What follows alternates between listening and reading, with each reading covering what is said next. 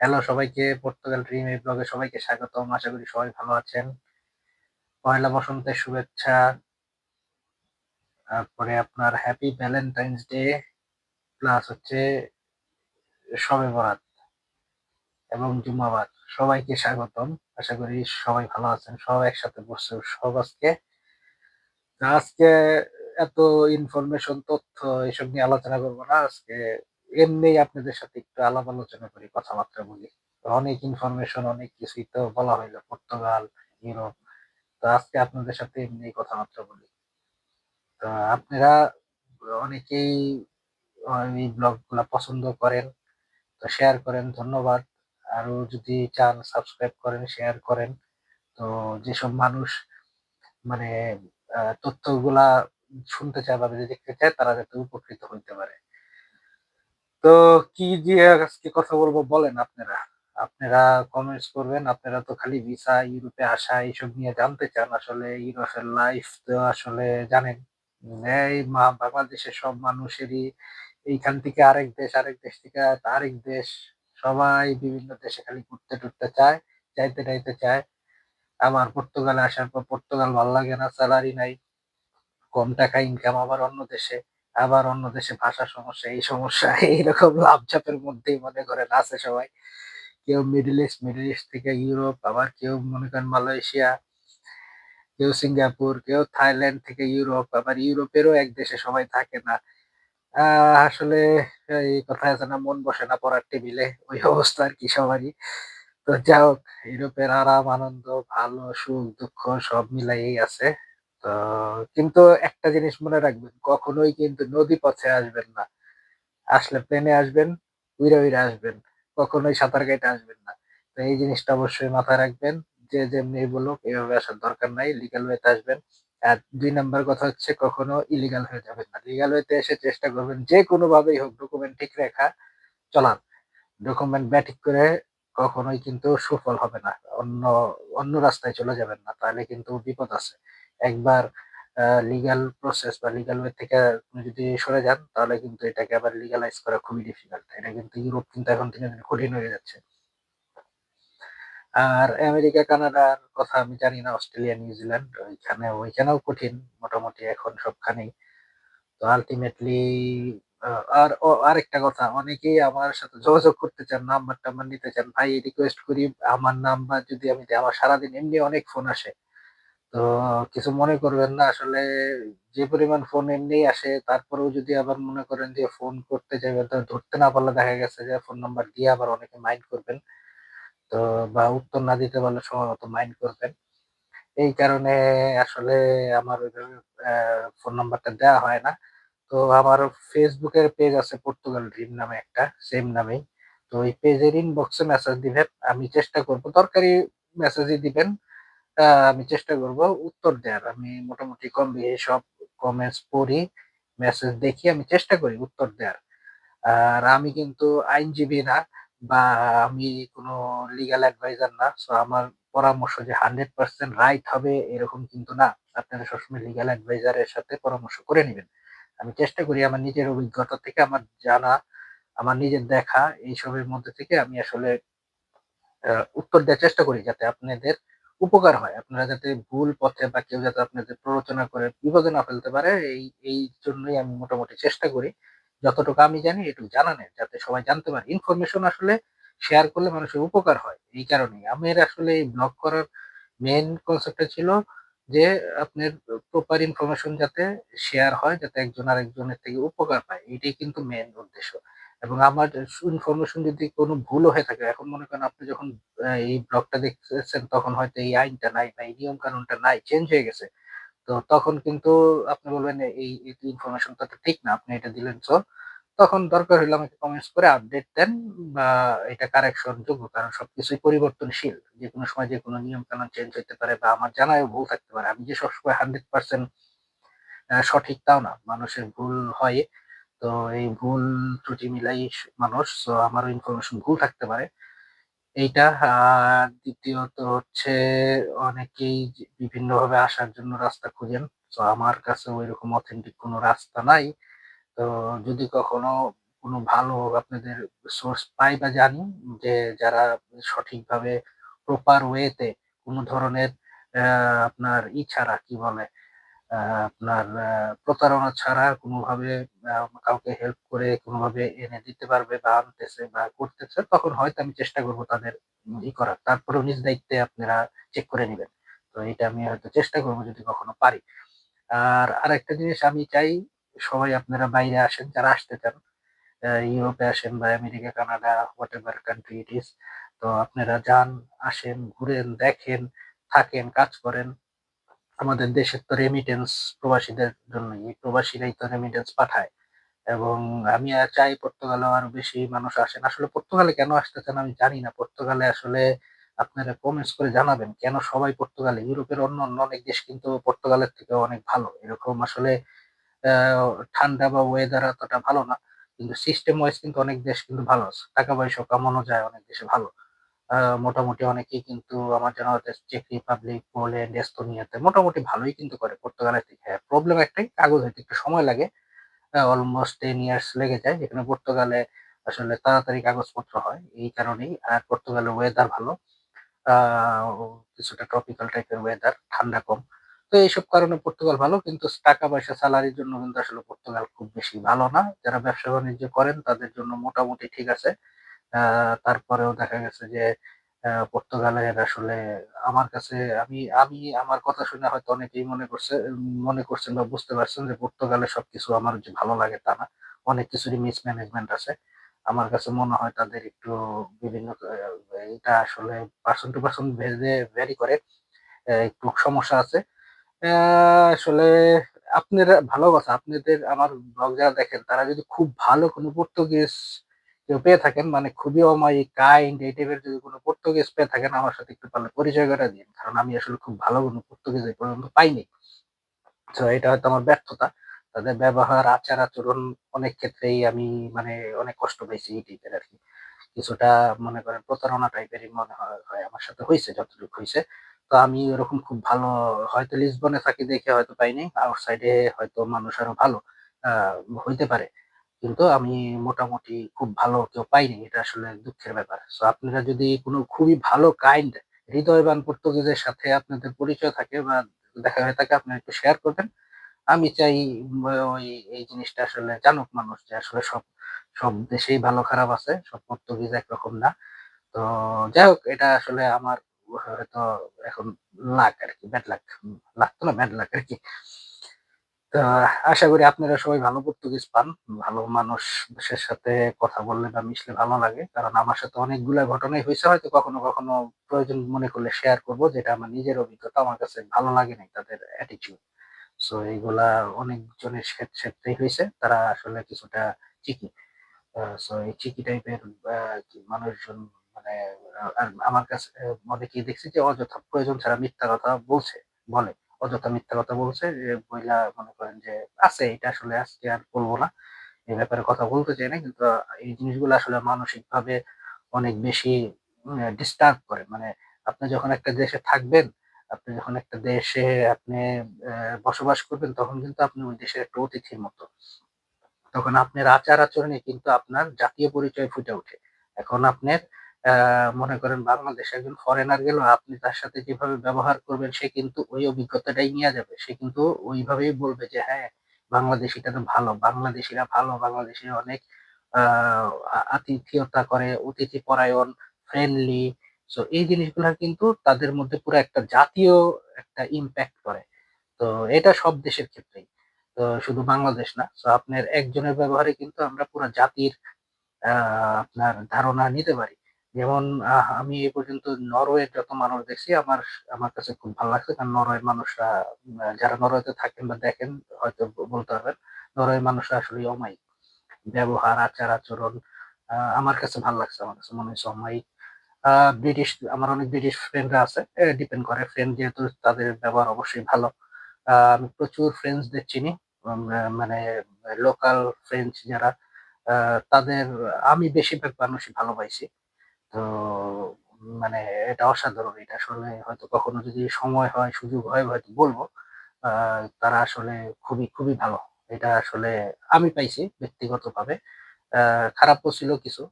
ছিল না যে তা না। কিন্তু আমি কম পাইছি।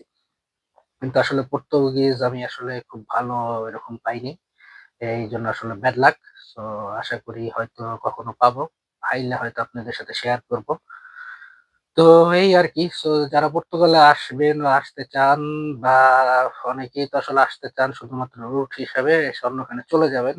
এই ব্যাপারে তো আমি আরেকটা ব্লগ করছি। অলরেডি ওটা পাবলিশও করে দিছি। অনেকেই জানতে চাইছিলেন যে ভাই কথা বললে পুরাটাই বলেন, রাখলেন কিসের জন্য? সো আল্টিমেটলি বলে দিছি এখন টেকনিক্যালি আ আপনারা কিভাবে কি করবেন, আসলে বা কার্ড পেয়ে যে অন্য দেশে গেলে কিভাবে থাকবেন। হ্যাঁ, আসলে আইন কানুন মাইনা চলাই ভালো ইউরোপের। ইউরোপের আইন কানুনের বাইরে কিছু না করাই ভালো। একবার ভেজালে পইড়া গেলে আপনার ওইটা ঠিক করা আসলে ডিফিকাল্ট হয়ে থাকে। আ তারপরে আসলে আ আমি আমি আমার দেখা মতে বাংলাদেশিরা বা এশিয়ানরা খুব কঠোর পরিশ্রম করে। আরেকটা জিনিস মনে রাখবেন, আপনারা কিন্তু যখন ইউরোপে আসতেছেন বা আপনারা যে পর্তুগালে আসতেছেন, আপনারা কিন্তু এইখানে টাকা দিয়ে থাকতেছেন। আপনারা কিন্তু ফ্রি থাকতেছেন না। সো আল্টিমেটলি কিন্তু তাদের ছাড় দেওয়ার কোনো প্রয়োজন নাই। কারণ আপনি এখানে থাকতেছেন, কাজ করতেছেন, আপনি ট্যাক্স দিতেছেন। সো আপনি কিন্তু ফ্রি থাকতেছেন না। আপনি তাদের সার্ভিস দিতেছেন। এটা মানে ভালো ব্যবহার এবং আপনাকে ভালো ট্রিটমেন্ট করা। এটা যেমন এটা আপনার প্রাপ্য। এটা যেমন বাংলাদেশে আপনারা মনে করেন এয়ারপোর্টে গেলে যেরকম আপনাদের প্রবাসী হিসেবে যেসব আ মানে সুযোগ সুবিধাগুলা বা আপনাকে সম্মান করা যেহেতু কর্তব্য বা দায়িত্ব, সেরকম কিন্তু বিদেশেও আপনি যখন থাকতেছেন প্রত্যেকটা দেশেরও কিন্তু উচিত যে তার দেশে সে কন্ট্রিবিউট করতেছে। আপনাদের ধারণা আছে কিনা জানি না। আমি এর আগের ভিডিওতেও বলছিলাম যে ইমিগ্রেন্টদের সোশ্যাল কন্ট্রিবিউশন কিন্তু অনেক পর্তুগালে। এটা কিন্তু আনবিলিভেবল। সো এই দেশে যে বরাবরই বা রিটায়ারমেন্টে যারা আছে তারা কিন্তু মোটামুটি ইমিগ্রেন্টদের আ অ একটা কন্ট্রিবিউশন প্রায় আপনার 12.5% মনে হয় টোটাল কন্ট্রিবিউশন সোশ্যাল কন্ট্রিবিউশন হচ্ছে ইমিগ্রেন্টদের 12 বা 12.5%। তো এটা কিন্তু খুব কমও না। আ মানে জনসংখ্যার তুলনায় কম না আরকি। তো এইটা আপনারা মাথায় রাখবেন। সো এইখানে আপনারা কিন্তু যেটাই করতেছেন এটা কিন্তু আপনাদের যোগ্যতা অনুযায়ী করতেছেন। এটা কিন্তু আপনাদের প্রাপ্য। সো এইখানে বেশিরভাগ মানুষই কিন্তু পর্তুগালে কন্ট্রিবিউট করে। তারা কিন্তু নেয়ার থেকে দেয় বেশি। আপনাদের এখানে দিচ্ছেন বেশি কিন্তু আপনারা কিন্তু নিতেছেন কম। মানে নিচ্ছেন না। এবং আমি অনেক বাংলাদেশীদের চিনি, বাঙালিদের চিনি যারা কিন্তু খুবই বড়, বড় ব্যবসা করে এই দেশে। অনেক পুরান মানুষ, অনেক বছর ধরে আছে। তাদের আপনার আনবিলিভেবল তাদের বিজনেসের ভলিউম। এটা আপনি কল্পনাও করতে পারবেন না। তো অনেকে কিন্তু ভালো অবস্থানে আছে। অনেক বছর ধরে আছে। তো আশা করি আপনারাও ভালো অবস্থানে আসবেন। আসার পরে যাবেন। সো খালি চাকরি-বাকরি আমি ব্যক্তিগতভাবে চাকরি-বাকরি মানে খুব বেশি পছন্দ করি না। আমার কাছে মনে হয় যে ব্যবসা-বাণিজ্য করা ভালো। কারণ কি দেখেন, আপনার চাকরি-বাকরি করে আপনি যে পরিমাণ টাকা ইনকাম করবেন বা সেভ করবেন আ তারপরে আপনি সংসার চালাবেন বা দেশে পাঠাবেন। এটা কিন্তু আসলে বিশেষ করে পর্তুগালের মতো দেশে খুবই ডিফিকাল্ট। কিন্তু আপনি যদি ব্যবসা-বাণিজ্য করেন, ব্যবসা কঠিন। অনেক টাকা ইনভেস্ট করতে হয় বা আপনার কারো সাথে শেয়ারে গেলে বা পার্টনারশিপ এ গেলে অনেক ধরনের ভেজাল থাকে। ঠিক আছে? কিন্তু আল্টিমেটলি আপনি কিন্তু একটা এস্টাবলিশমেন্ট এর দিকে যাচ্ছেন। আপনি যদি সঠিক উপায়ে ব্যবসা করতে পারেন, আপনি কিন্তু এস্টাবলিশমেন্ট এর দিকে যাচ্ছেন। একটা কথা একটা কথা আ মনে রাখবেন যে এটা মনে রাখার না, একটা আসলে গল্পের মতোই আছে। সেটা হচ্ছে যে এটা আপনারা হয়তো অনেকে শুনে থাকবেন। শেয়ার করি। আজকে ভিডিওটা বড় হয়ে যাচ্ছে। যদি ধৈর্য থাকে শুনবেন, না ধৈর্য থাকলে উম আ বের হয়ে যাবেন আরকি। কেটে দিয়েন। তো বলি, আজকে যখন বলতেছি বলি, একটা গল্প বলি। তো একবার এক মানে আ আ কর্মকর্তা, এক ব্যাংকের কর্মকর্তা খুব ভালো চাকরি-টাকরি করে। তো তার নিচে যে চা সিঙ্গারার দোকানে, মানে বাংলাদেশের কথা বলতেছি। চা সিঙ্গারার দোকানে চা সিঙ্গারা খেতে গেছে। সে ওই অবসর টাইমে যায়-টায় খায়। আ দোকানদারের সাথে তার ভালো সম্পর্ক। তখন দোকানদারের সাথে গল্পে বলতেছে যে, "কি মিয়া এই ব্যবসা কতদিন আর করবা? তোমার তো ছেলে-টেলে হইতেছে, ইটি ইটি হইছে। এখন একটু দেখো আবার অন্য কিছু করা যায় কিনা। চাকরি-বাকরি করা যায় কিনা। এই ব্যবসা করে কয়দিন চলবা? তো ছেলেমেয়ের ভবিষ্যৎ আছে। চাকরি-টাকরি খুঁজো।" তো তখন সে বলতেছে, "স্যার আপনি চাকরি করে বেতন কত পান?" বলে যে ৫০,০০০। কয়, "স্যার আর আমি মনে করেন যে এই ব্যবসা কইরা আমার ৳১,০০,০০০ র উপরে ইনকাম। আমি আমার ছেলে-মেয়ে, ঘর সংসার সব সামলাই এটা দিয়া এবং আমার বাবা শুরু করছিল। বাবার ছিল প্রায় 40-50 হাজার টাকা ইনকাম হইতো, আমি এটা বাড়ায় এখন 1 লাখ টাকার প্লাস হয় আমার এই চা সিঙ্গারা ইটি করে। আরেকটা কথা যেটা হচ্ছে ওই যে ছেলেটা আবার শিক্ষিত ছিল, যে মানে ই করতো আর কি, সিঙ্গারার চায়ের দোকান চালাইতো আর কি। তো তাকে এটা বলছে এই জন্য তাকে জবের কথা বলছিল আর কি। তো বলে যে দেখেন, আমি আপনাকে স্যার একটা কথা বলি, যে আপনি আপনার ছেলের জন্য কি রেখে যাচ্ছেন? একটা বলে যে কেন, এই যে আমি চাকরি করবো, পেনশন টেনশন, ভাই আপনার পেনশন তো আপনারই চলে যাবে, আপনার ছেলের আবার নতুন করে আবার চাকরি খুঁজতে হবে, আবার আপনার স্ট্রাগল করতে হবে, আর আপনি এই যে টাকা রেখে গেছেন এটা আপনার পিছিয়ে চলে যাবে। কিন্তু আমার আমার বাপে আমাকে 50,000 60,000 টাকার একটা প্রতি মাসে একটা সাপোর্ট রেখে গেছে, এইটারে আমি এখন 1 লাখ টাকা প্লাস করছি, আমার ছেলে এটাকে আরো বাড়াবে।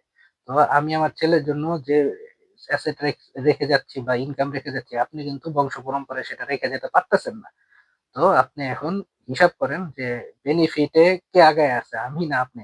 এন্ড অফ দ্য ডে আপনার যদি ইনকাম না থাকে, আপনার যদি ইনকাম কম থাকে, আপনার ছেলের আবার সেই প্রথম থেকেই শুরু করতে হবে, আপনার ছেলে কিন্তু শূন্য হাতেই শুরু করবে। তো এটা একটা আসলে গল্প, এটা শোনা কথা, এটা রিয়াল স্টোরি না আমার মতে, আমিও শুনছি এটা। তো আলটিমেটলি মানে বললাম এই কারণে, কারণ অনেকে দেখা গেছে ব্যবসা করার ইচ্ছা, সাহস হয় না, সাহস করে করে ফেলবেন, এটা আসলে ডিফিকাল্ট, বাট তারপরে সাহস করে করলে অস্বাভাবিক কিছু না। বিদেশে এসে যদি ব্যবসা বাণিজ্য করতে চান, যেসব সাপোর্ট টাপোর্ট এগুলো বিভিন্ন ভাবে আপনি যে ইনফরমেশন পাবেন। আমারও ব্যবসা নিয়ে কিছু ব্লগ করা আছে, ভবিষ্যতে হয়তো করব। তো যদি মোটামুটি ক্যাপিটাল ম্যানেজ করতে পারেন কিছুটা, অনেক সময় অনেক ব্যবসা করতে ক্যাপিটালও লাগে না।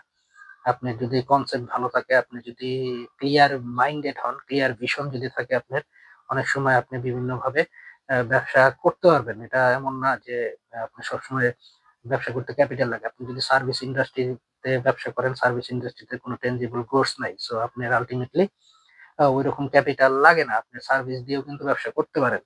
তো এইগুলা আছে। তো ব্যবসার বিভিন্ন ধরন আছে, এটা তো আসলে আর বলার কিছু নাই। তো এইটাই আরকি। সো আমি চাই বেশি, বেশি করে আপনারা পর্তুগালে আসেন। কারণ একটা কমিউনিটি দরকার আছে। একটা কমিউনিটি যত স্ট্রং হবে, তত কিন্তু আপনার আ উইল পাওয়ার বাড়বে। মানে আমাদের যে অ্যা মধ্যে ভালো খারাপ সব দেশই আছে। আমাদের দেশের মধ্যেও আছে। আ স সব দেশেই আছে। কিন্তু একটা কমিউনিটি যখন গ্রো করবে, অনেক কিছু আসলে আদায় করে নেয়া যাবে। সঠিক জিনিসগুলো আদায় করে নেয়া যাবে। যেরকম বাংলাদেশের কিন্তু আ ইংল্যান্ডে যেরকম community Whitechapel area base. So এটা বেথনাল গ্রিন হোয়াইট চ্যাপেল। তো আল্টিমেটলি কিন্তু ওই এলাকা থেকে আমাদের ইয়া এমপি পর্যন্ত আছে। এবং ওই এলাকায় যে একটা প্রভাব এবং যেকোনো কিছু বলার যে একটা আপনার কি বলে এটাকে? আম সুযোগ সুবিধা, এগুলা কিন্তু কমিউনিটির কারণে তৈরি হইছে। সো পর্তুগালেও আমি চাই আপনারা আসেন, থাকেন। মনোমালিন্য সবার মধ্যেই হয়, বা এখানেও পলিটিক্স, জেলা ভিত্তিক রাজনীতি বহুত সমস্যা আছে। তারপরে এন্ড অফ দ্য ডে আপনি যখন এটা কমিউনিটি অনেক বেশি বড় হয়ে যাবে, তখন কিন্তু আসলে ওই ডাক দিলে কিন্তু আসলে সবাই এক। প্রয়োজনের ক্ষেত্রে কিন্তু সবাই এক হয় বা হবে। এটা আজ হোক কাল হোক, এটা মনে করেন হয়। তো আমিও চাই এরকম আস্তে, আস্তে কমিউনিটি বাড়ুক বিদেশে। তো যেহেতু বাংলাদেশেও রেমিটেন্স যায়, আর যেটা বললাম যে এদেশেও কিন্তু ভালো সোশ্যাল কন্ট্রিবিউশন করে আমাদের দেশের লোকজন। সো আল্টিমেটলি শুধু পর্তুগাল না, ইউরোপের সব দেশেই কমিউনিটি বাড়ুক, তারা ভালো কাজ করুক, তারা ট্যাক্স দেক, তারা গুড সিটিজেন হোক, এবং যত কমিউনিটি বাড়বে, ওই যে যেটা বললাম, তত কিন্তু আমাদের বলার রাইটস, আমাদের যে রাইটস গুলা এসব নিয়ে উত্থাপন করা, এসবের ব্যাপারগুলা নিয়ে আমাদের ডিসকাস করা, ওই পর্যায়ে কিন্তু যাবে। ফ্রান্সে কিন্তু অনেকেই বাংলাদেশী যারা পুরান জেনারেশনের এসেছে, তাদের অনেক ছেলে মেয়ে কিন্তু ভালো, ভালো পজিশনে চলে গেছে। আমার জানার মতে কয়েকজন আছে লয়ার অলরেডি ফ্রান্সে, মানে লয়ার বলতে ওইখান থেকে পড়ালেখা করে তারা কিন্তু আইনজীবী হয়ে গেছে। তারা কিন্তু কমিউনিটি থেকে সার্ভ করতেছে। যেমন একজন হয়তো আকাশ হেলাল, আপনারা হয়তো অনেকেই চিনেন ফ্রান্সে। সে কিন্তু আইন বিষয়ে পড়ালেখা করে ওট-টোট নিয়ে এখন প্র্যাকটিস করছে। তো এই যে কমিউনিটির যে সেবাগুলা, তার কাছ থেকে কিন্তু পাচ্ছে সবাই। তা একটা কথা, মনের কথা, ল্যাঙ্গুয়েজ ব্যারিয়ার এর কারণে হয়তো ফ্রেঞ্চ একজন অ্যাডভোকেটকে বলতে না পারলে হয়তো আকাশের কাছে যেয়ে বলতে পারতেছে জিনিসগুলা। তো এই যে সুবিধাগুলা পাচ্ছে, এটা তো একটা কমিউনিটি এনগেজমেন্ট। এই জিনিসগুলা তো আসলে, এবং সে যে একটা রাইটস নিয়ে একটা সঠিক তথ্য দিতে পারতেছে বা হেল্প করতে পারতেছে বা কমিউনিটিকে যে সহযোগিতা দিতে পারতেছে। তো এই জিনিসগুলা তো আসলে তৈরি হইতো না যদি এভাবে করে কমিউনিটি গ্রো না করতো। সো আল্টিমেটলি দেখা গেছে যে এন্ড অফ দ্য ডে আমাদের সবারই সবার প্রয়োজন। সো আমরা আসলে চেষ্টা করব সবাই সবাইকে করার, হেল্প করার বা কমিউনিটিকে গ্রো করার, এবং যাতে আমাদের প্রত্যেকটা দেশই আমাদের একটা থাকে, মানে কি বলবো, রিপ্রেজেন্টেশন থাকে যে হ্যাঁ আচ্ছা এই দেশের মানুষ এই দেশে এত পরিমাণে আছে, যাতে এটা তাদের জন্য একটা হয়, মানে সাপোর্টিভ হয়, হ্যাঁ এরা খুব ভালো, এরা খুব ভালো কাজ করে, এরা আমাদের দেশের ইকোনমিতে খুব ভালো কন্ট্রিবিউট করতেছে। তো এইভাবে আসলে মেম্বার অফ পার্লামেন্ট হইতেও কিন্তু অসম্ভব কিছু না। ইংল্যান্ডে যেহেতু হয়েছে, আমাদের দেশের মেম্বার অফ পার্লামেন্ট ইংল্যান্ডে অনেকে হয়েছে। সো একজনে অবশ্য ডুবাইতেও, আবার অনেকে আবার ভালোও করছে। তো এরকম আসলে সবখানে আছে, চলতে থাকবে। সব দেশে ভালো মন্দ আছে, এটা তো জানেন। তো এইটাই আরকি। তো এই কারণেই আমি চাই আপনারা আসেন, ভালো করেন, এবং ওই যে বললাম চাকরি-বাকরি তো করলে করতেও পারবেন, চাকরি-বাকরি ছাড়া ব্যবসা-বাণিজ্য করতে পারবেন। এদেশে এসে পর্তুগালে এই সুবিধাটাই আছে, আপনার মোটামুটি ফ্রি। আপনি আসার পরে আপনি যেকোনো চাকরি করতে পারবেন। মানে যদি আপনি জব ভিসায় আসেন বা যেকোনো ইয়েতেই আসেন, আপনি চেঞ্জ করতে পারতেছেন। এবং আপনি ব্যবসা-বাণিজ্য করতে পারতেছেন। এবং এটার জন্য খুব বেশি মানে প্রবলেম হয় না। তো এইটাই আরকি। আর পর্তুগাল ছাড়া অন্য দেশে যারা আসেন, এস্তোনিয়াতেও কিন্তু খুব ভালো। এস্তোনিয়াতে পুরা ডিজিটাল সবকিছুই। যারা এস্তোনিয়াতে থাকেন তারা ভালো মতোই জানেন। আমার কাছে মনে হয় পর্তুগালের থেকেও তারা অনেক অ্যাডভান্স সবকিছুতে। শুধুমাত্র ওয়েদার খুব ঠান্ডা, এবং আ এ কাগজপত্র মানে পাসপোর্ট-টাসপোর্ট পাইতে অনেক সময় লাগে। এই কারণে অনেকে থাকতে চান না। কিন্তু সেলারি বা অন্য কিছু কাজের সুযোগ সুবিধা নিয়ে কিন্তু এইসব দেশগুলাও কিন্তু খুব খারাপ না। আর নর্ডিক কান্ট্রি গুলোতে আসলে একটু ডিফিকাল্ট। আপনি খুব ভালো স্কিল না হইলে দেখা গেছে ফিনল্যান্ড, তারপরে আপনার নরওয়ে, এইসব দেশগুলোতে থাকা আপনাদের জন্য জানি অনেক ডিফিকাল্ট হয়ে যায়। তো এগুলার ইমিগ্রেশন পলিসিও আসলে খুব বেশি না, মানে ফ্রেন্ডলি না সবসময় সবার ক্ষেত্রে। তো এইসব কারণে দেখা গেছে অনেকে পর্তুগাল চুজ করেন। তারপরেও এছাড়া কিন্তু যেগুলো বললাম, চেক রিপাবলিকও মোটামুটি কিন্তু খুব যে খারাপ তা না। তো আল্টিমেটলি এই তো এই হচ্ছে অবস্থা ইউরোপের অন্যান্য দেশে। ফ্রান্সের অবস্থা তো জানেনই। ফ্রান্সে এখন ইমিগ্রেশন মোটামুটি কঠিন। তারপরে একসময় ফ্রান্সে সোজা হয়, কঠিন হয়, সোজা হয়, কঠিন হয়।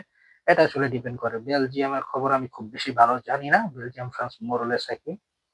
এছাড়া হল্যান্ডেও আসলে অনেকে আসলে স্টুডেন্ট ভিসায় আসছিল। স্টুডেন্ট ভিসা থেকে কেউ কনভার্ট করতে পারছে। যারা কমপ্লিট করতে পারছে, যারা করে নাই অনেকে আসলে পর্তুগালে এসে কাজ করে ফেলছে। সো এই হচ্ছে অবস্থা। আর আয়ারল্যান্ডের খবর আমি খুব বেশি জানি না। আয়ারল্যান্ড আসলে সেনজেনের মধ্যে নাই ওইভাবে। তো এটা আসলে আয়ারল্যান্ডের ব্যাপারটা একটু ডিফারেন্ট। আয়ারল্যান্ড কিছুটা ব্রিটিশদের মতোই, ইংলিশদের মতোই। তো এইটা, আর সুইজারল্যান্ডও তো তাই। সুইজারল্যান্ডে যারা আসছেন, সুইজারল্যান্ডে ওইভাবে করেও থাকা যায় না। আপনার একটু মানে প্রপার ওয়েতে থাকতে হয়। এমনি যেমনি থাকা যায় না। সো যেমনি সেমনি থাকার মধ্যে মানুষ ফ্রান্সেই বেশি থাকে। পর্তুগালে আসলে কাগজ ছাড়া আসলে থাকে না নরমালি। পর্তুগালেও থাকা যায়। ওইটা নিয়ে কোনো সমস্যা নাই। স্পেন আছে। স্পেনেও অনেক ভালো করতেছে। অন এন এভারেজ স্পেন কিন্তু খুবই ভালো। মানে আপনি যদি কাজ-টাজ পারেন, মোটামুটি ভাষা-টাষা পারেন, স্পেন ভালো। ইতালিও মোটামুটি ভালো। ইতালি ভালো বলতে, ইতালিতেও কাগজপত্র নিয়ে ওই ফ্রান্সের মতোই দৌড়ঝাঁপ করতে হয়। তো আল্টিমেটলি আমি খুব বেশি সব দেশ সম্বন্ধে জানি না, এজন্য বেশি মন্তব্য করতেছি না। আপনারা যারা থাকেন ওইসব দেশে জানেন। চাইলে আপনারা একটু ডিটেইলস বললে অনেকের হয়তো সুবিধা হবে। তো মোটামুটি আমি যতটুকু জানি আরকি। কিন্তু আপনার দেখা গেছে যে ইউরোপে এখন কোন দেশই ইজিলি ডকুমেন্টেশন দিচ্ছে না। সো এটা কিন্তু এখন খুব টাফ হয়ে গেছে। সো আল্টিমেটলি যারা আছেন তারা মোটামুটি চেষ্টা করবেন একটা রেগুলারাইজেশন প্রসেস এর মধ্যে থাকার। তো আজকে বহুত ঘুরানো পেঁচানো অনেক কিছু কথাবার্তা হয়ে গেছে। তো already I think 25 minutes gone. So ভালো থাকবেন সবাই। নেক্সট ব্লগে কথা হবে। সবাইকে অনেক শুভেচ্ছা।